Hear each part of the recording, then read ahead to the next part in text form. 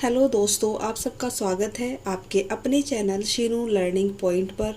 यहाँ आपको हिंदी व्याकरण के कुछ प्रश्न देखने को मिलेंगे जो आपके किसी भी एग्ज़ाम के लिए काफ़ी ज़्यादा महत्वपूर्ण रहेंगे, इम्पोर्टेंट रहेंगे।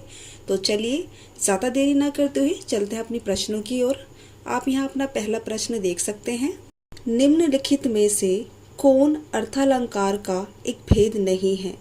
हमें यहाँ पर 4 विकल्प दिए गए हैं, इनमें से हमें बताना है कि इसका सही उत्तर क्या होगा। तो यहाँ पर पूछा गया है कि अर्थालंकार का एक भेद नहीं है, तो वो क्या नहीं होगा? तो यहाँ पर विकल्प जो घ है, यमक अलंकार, इसका भेद नहीं है। यमक अलंकार शब्द अलंकार का एक भेद है।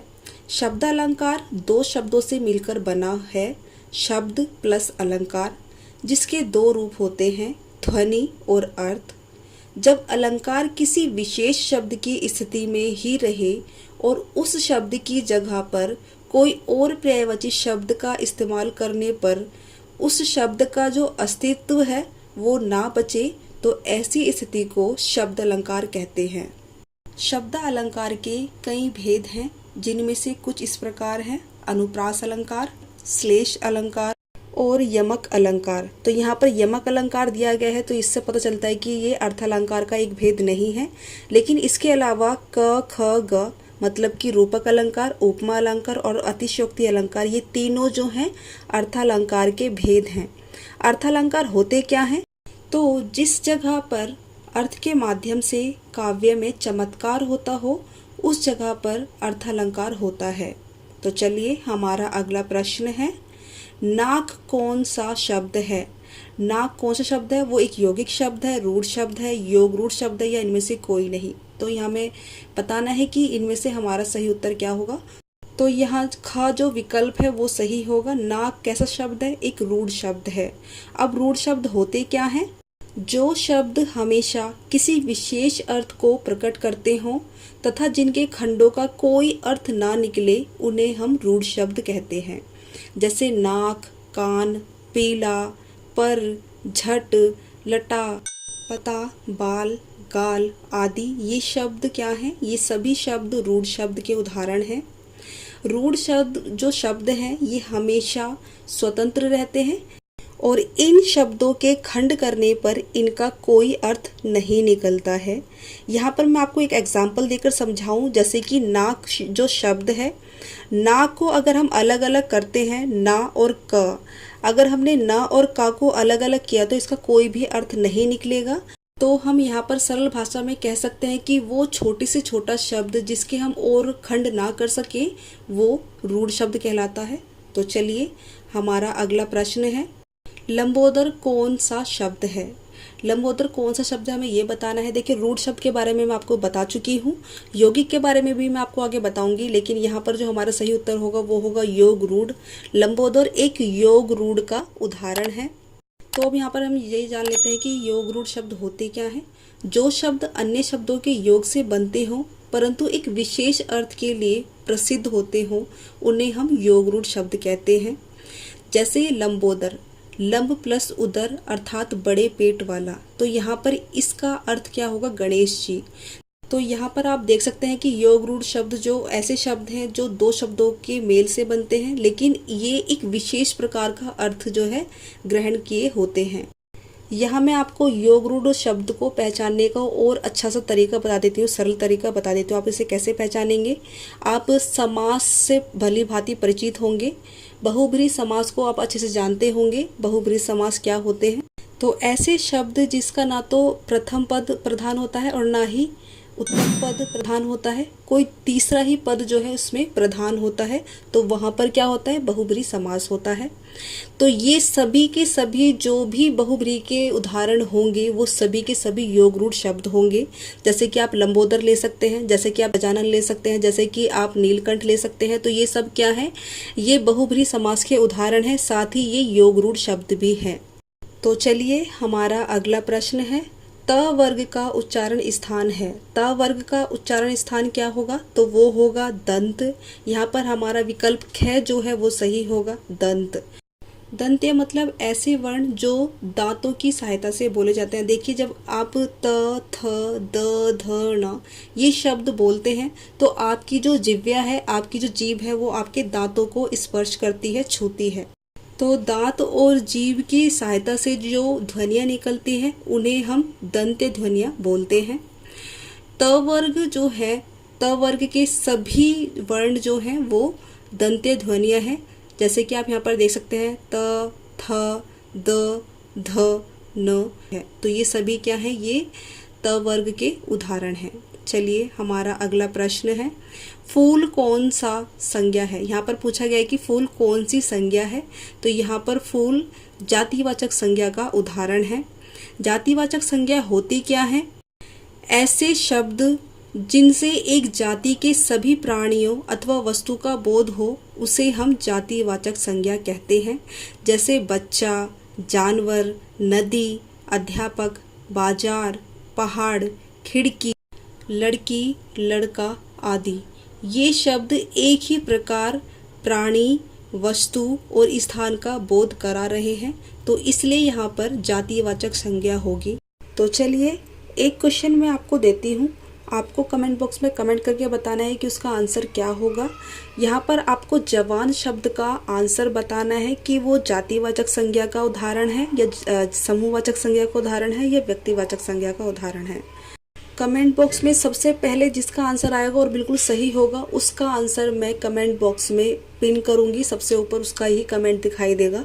तो चलिए, जल्दी कमेंट करके बताइए कि इसका आंसर क्या होगा। चलिए, हमारा अगला प्रश्न है, पुस्तक कौन सा शब्द है। पुस्तक कौन सा शब्द है, हमें ये बताना है। तो यहाँ पर हमारा सही उत्तर होगा तत्सम शब्द।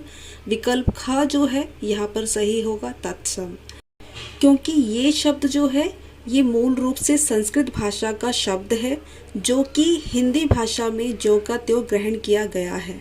तो हमने यहाँ पर ये तो देख लिया कि पुस्तक जो है एक तत्सम शब्द है। अब पुस्तक का तद्भव शब्द क्या होगा, तो वो होगा किताब। तो यहाँ पर किताब एक तद्भव शब्द है। तो चलिए, हमारा अगला प्रश्न है, ईमानदारी कौन सी संज्ञा है। ईमानदारी कौन सी संज्ञा है, हमें ये बताना है। वो व्यक्तिवाचक संज्ञा है, भाववाचक संज्ञा है या समूहवाचक संज्ञा है।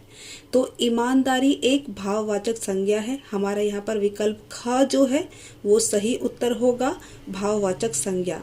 अब भाववाचक संज्ञा होती क्या है? जिन शब्दों से किसी प्राणी या पदार्थ के गुण, भाव, स्वभाव की अवस्था का बोध होता है या पता चलता है उन्हें हम भाववाचक संज्ञा कहते हैं। जैसे कि मिठाई, बुढ़ापा, गरीबी, आजादी, साहस, वीरता, प्यार, दुलार आदि शब्द जो है ये भाववाचक संज्ञा के उदाहरण हैं। अब भाववाचक संज्ञा होती क्या है ये तो आपने देख लिया, लेकिन भाव क्या होते हैं हमें ये भी जानना ज़रूरी है कि आखिर भाव होते क्या हैं।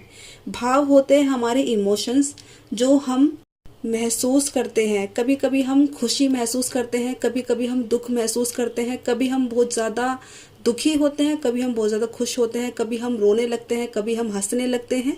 तो ये सब क्या है, ये सब हमारे भाव हैं जो हम महसूस करते हैं, जो हम फील करते हैं।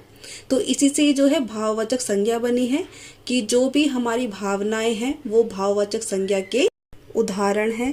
जैसे कि हम ईमानदारी शब्द ही ले तो ये मूल रूप से एक फारसी भाषा का शब्द है जो कि ईमान शब्द में दारी प्रत्यय लगने से बना है। ईमान शब्द का अर्थ होता है धर्म और दारी प्रत्यय का आशय है किसी भावना के होने से। तो यहाँ पर सीधा सीधा जो अर्थ निकलता है ईमानदारी का वो निकलता है धर्म निष्ठा। तो किसी भी व्यक्ति के मन में धर्म के लिए निष्ठा होना ही ईमानदारी है। तो ये भी एक भावना है, इसलिए यहाँ पर जो है भाववाचक संज्ञा का ये उदाहरण है। चलिए हमारा अगला प्रश्न है, प वर्ग का उच्चारण स्थान है। प जो वर्ग है उसका उच्चारण स्थान क्या होगा, तो वो होगा ओष्ठ। ओष्ठ जो है प वर्ग का उच्चारण स्थान है। अब प वर्ग में कौन कौन से जो वर्ण हैं आते हैं, वह आते हैं प, फ, ब, भ, म।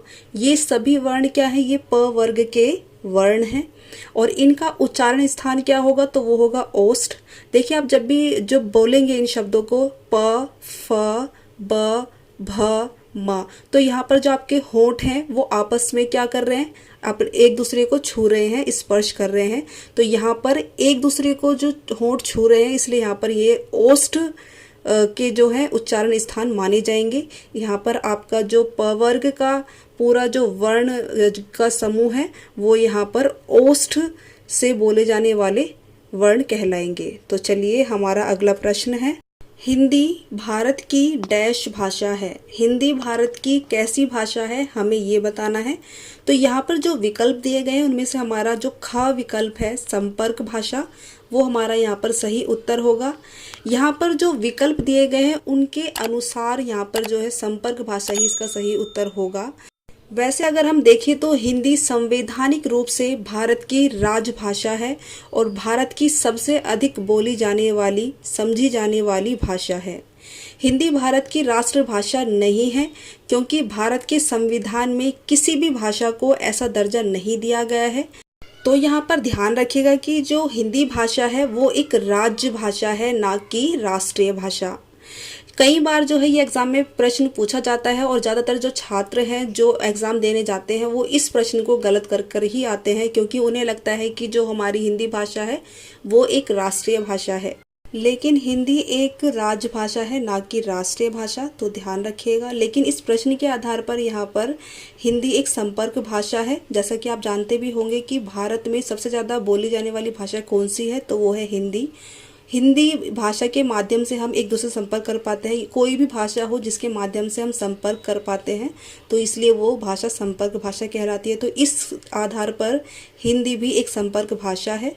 तो चलिए हमारा अगला प्रश्न है, वर्णों के समूह को क्या कहते हैं। तो वर्णों के समूह को क्या कहते हैं, यहाँ पर हमारा सही उत्तर होगा विकल्प ख, वर्णमाला। आप अच्छे से जानते हैं कि वर्णमाला क्या होती है, तो इसे ज़्यादा बताने की मुझे ज़रूरत नहीं है। तो वर्णों के समूह को हम क्या कहते हैं, वर्णमाला। चलिए हमारा अगला प्रश्न है, बोली को डैश भी कहा जाता है। बोली को क्या कहा जाता है, तो उसे विभाषा भी कहा जाता है और उपभाषा भी कहा जाता है। तो इन दोनों ही विकल्प के सही होने के आधार पर हमारे यहाँ पर विकल्प ग जो है, उक्त दोनों, ये विकल्प हमारा सही होगा। तो हमारा सही उत्तर है विभाषा और उपभाषा दोनों। तो हमारा यहाँ पर विकल्प ग जो है वो सही होगा, उक्त दोनों। तो चलिए हमारे यही कुछ प्रश्न थे। उम्मीद करती हूँ कि आपको ये वीडियो पसंद आई होगी। यहाँ पर जो प्रश्न दिए गए हैं, समझाए गए हैं, वो सब आपको समझ में आए होंगे और पसंद आए होंगे। अगर आपको ये वीडियो पसंद आए तो वीडियो को लाइक करिएगा, शेयर करिएगा और इस चैनल को ज़रूर सब्सक्राइब कीजिएगा। ऐसी ही वीडियो पाने के लिए इस चैनल को ज़रूर सब्सक्राइब कीजिए। यहाँ पर आपको डेली जो है व्याकरण की वीडियो देखने को मिलती है, जहाँ पर आपको व्याकरण के प्रश्न दिए जाते हैं और उन्हें समझाया जाता है। उससे रिलेटेड और भी जो प्रश्न हैं उन्हें भी यहाँ पर आपको बताया जाता है। तो चलिए आज के लिए बस इतना ही, मिलता अपनी नेक्स्ट वीडियो में। Bye bye.